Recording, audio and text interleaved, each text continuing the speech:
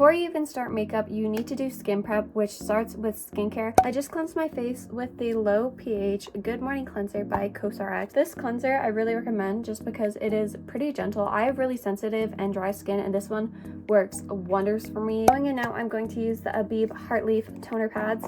These ones I really like. Like I mentioned, I have really sensitive skin, so finding toner pads that won't make my skin super irritated is so difficult. This is why I like the Abib Heartleaf ones, because I get the benefits of the toner pad without making my skin feel super irritated. I forgot to clip my hair back, so we just did that now. For the toner pads, I like to use two different ones. I like using the Abib toner pads, and then I like going in with the Laneige Cream Skin Toner. I find this one so moisturizing, yet also really, oh, I just spilled a bunch, but really lightweight. This is one I recently added to my skincare routine. It is the Madagascar Centella Ampule by Skin 1004. I usually don't really do serums or anything like that, or ampules.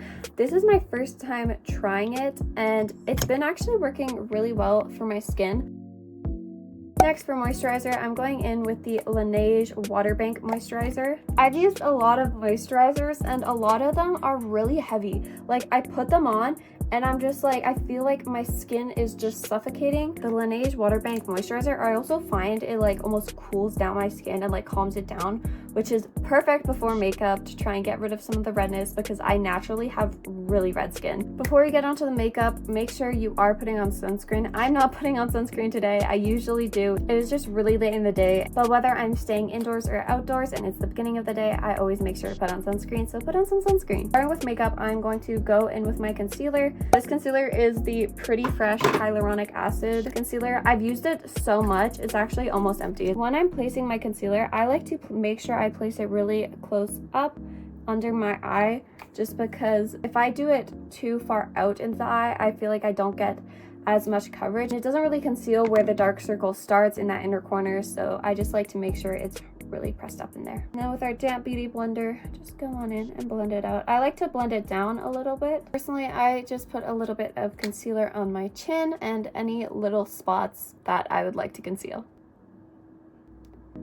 A little tip is, if you want a bit more coverage on like a spot, put your concealer on and let it dry for like 30 seconds to a minute, and it will actually take the coverage from like very light and natural to more medium to high coverage. Next up, I'm going in with Butter, you're okay, sweetie. Next up, I'm going in with blush. This is the ColourPop Blush Stick in Cool It. This is actually my favorite blush. I got this when I was in the States, and it has literally been a staple in my makeup routine ever since.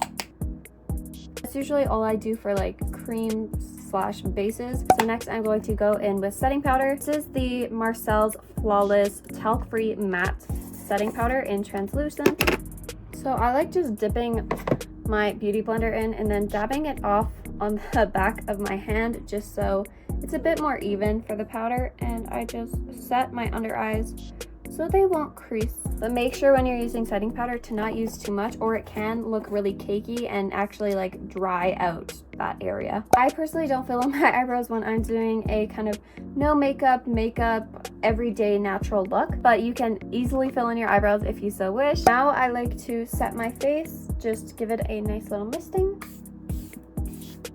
Going to curl our lashes. I like to make sure I'm curling right at the base of the eyelash, so that way my eyelashes stand up a lot more compared to when I don't do that. Next, you can go in with any mascara you like and just wiggle back and forth.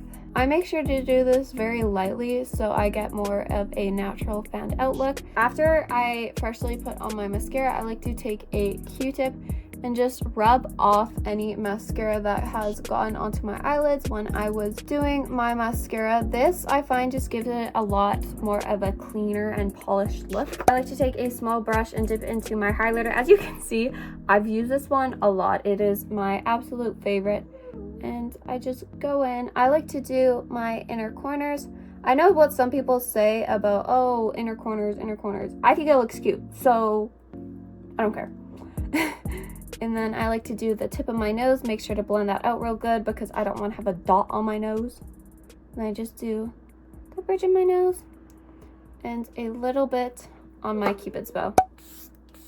Last but not least is some lip product. I like doing just a tinted lip oil or a chapstick, and that is my daily natural everyday makeup that I literally wear almost every single day.